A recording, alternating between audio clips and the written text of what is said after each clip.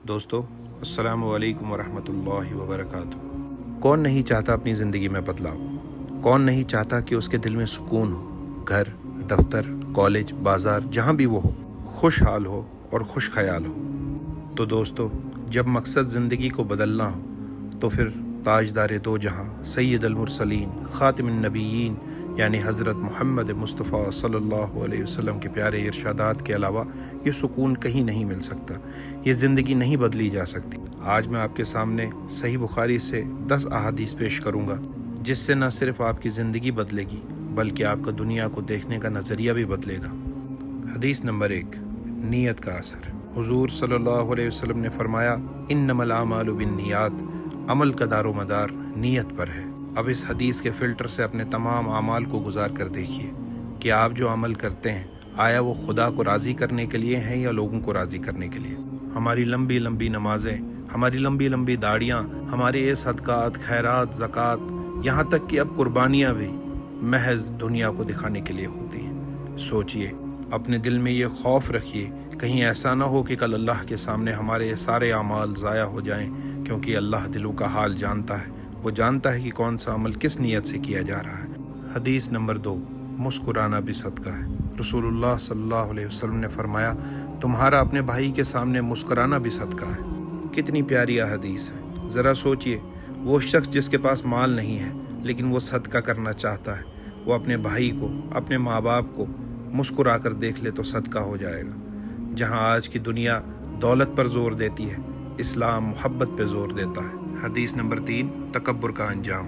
हुजूर सल्लल्लाहु अलैहि वसल्लम ने फरमाया, जिसके दिल में राई के दाने के बराबर भी तकब्बुर हो वो जन्नत में नहीं जाएगा। इस बात को अच्छी तरह ज़हन नशी कर लीजिए कि अल मुतकब्बिर सिर्फ अल्लाह की ज़ात है। तकब्बुर सिर्फ अल्लाह को जचता है। हम अल्लाह के आजिज़ गुलाम हैं और गुलाम मुतकब्बिर नहीं हुआ करते। हदीस नंबर 4, मुआफ़ी का जज्बा। रसूलुल्लाह सल्लल्लाहु अलैहि वसल्लम ने इरशाद फरमाया, अगर बंदा किसी को मुआफ़ कर देता है तो अल्लाह उसकी इज़्ज़त को बढ़ा देता है। ज़रा सोचिए, अगर हम दुनिया में किसी पर रहम करने को तैयार नहीं, किसी की गलती को मुआफ़ करने को तैयार नहीं, तो हम ये कैसे उम्मीद रख सकते हैं कि कल अल्लाह भी हमें माफ़ करेगा। अगर अल्लाह ने आपसे पूछ लिया, क्या तुमने मेरे फ़लाँ बंदे को माफ़ किया था जो आज तुम मुझसे माफ़ी की दरख्वास्त कर रहे हो? इसलिए आप अपने दिल को साफ़ करें, अपने साथ बुरा करने वाले को भी माफ़ करें और अल्लाह के हुजूर तौबा करें, फिर अल्लाह के हवाले कर दें। अल्लाह किसी के साथ जुल्म नहीं करता। हदीस नंबर 5, नमाज की अहमियत। हुजूर सल्लल्लाहु अलैहि वसल्लम ने इरशाद फरमाया कि क़यामत के दिन सबसे पहले नमाज का हिसाब लिया जाएगा। अगर ये अमल सही निकला तो बाकी सारे अमाल भी सही हो जाएंगे, और अगर ये अमल ख़राब हुआ तो बाकी सारे अमल भी ख़राब। अब ज़रा गौर करें, जिस नमाज को हम अपनी सुस्ती, काहली, आलस की वजह से छोड़ देते हैं, जिन नमाज़ों को हम सिर्फ जुम्मा की अहमियत देते हैं, कल सबसे पहले हिसाब उसी के बारे में होना है। इसलिए हमें चाहिए कि हम अपनी नमाज़ों की हिफाजत करें और अल्लाह को राज़ी करें। हदीस नंबर 6, सफाई निस्फ ईमान है। हुजूर सल्लल्लाहु अलैहि वसल्लम का इरशाद है, पाकी, सफाई ईमान का आधा हिस्सा है। घर साफ, बदन साफ, दिल साफ, यही एक मोमिन की पहचान है। हदीस नंबर 7, रिज़्क़ का राज। हुजूर सल्लल्लाहु अलैहि वसल्लम ने इरशाद फरमाया, सदका रिज़्क़ में कमी नहीं करता।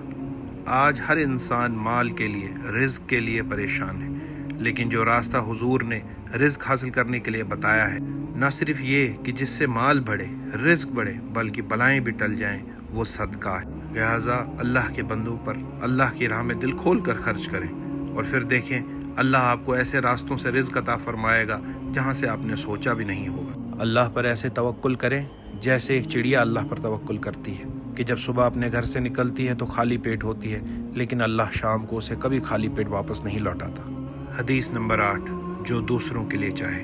हुजूर सल्लल्लाहु अलैहि वसल्लम ने इरशाद फरमाया, कोई शख्स तब तक मोमिन हो ही नहीं सकता जब तक वो अपने भाई के लिए भी वही पसंद न करे जो वो अपने लिए पसंद करता है। अपने दिल पर हाथ रखें और सोचिए, क्या हम अपने रिश्तेदारों पर, अपने दोस्तों पर या गरीब गुरबाओं पर वो चीज़ खर्च करते हैं जो हमें खुद के लिए पसंद हो? हम तो मस्जिदों में चंदे में नोट भी वो देते हैं जो जेब में पड़े पड़े बोसीदा हो गया हो। हम लिबास भी वो खैरात करते हैं जो लगा लगा के घिस चुका हो, जो अब आपके इस्तेमाल का ना रहा हो, और फिर वही उठा के हम किसी गरीब को दे दें।